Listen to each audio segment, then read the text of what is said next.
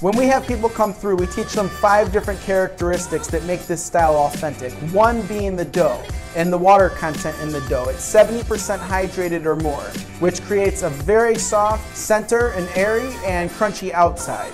Number 2 would be the shape of the pizza. It's square or rectangular. 3 would be the cheese is laid on the pizza edge to edge, so you get a really nice caramelized crown around the pizza.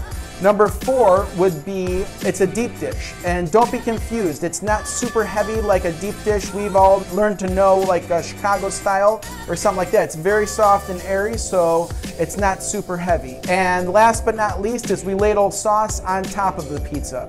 Most pizzas traditionally have sauce directly on the dough, cheese, toppings. Traditionally it's the dough, pepperoni, cheese, other toppings, and sauce ladled directly on top. And that's a Detroit style pizza.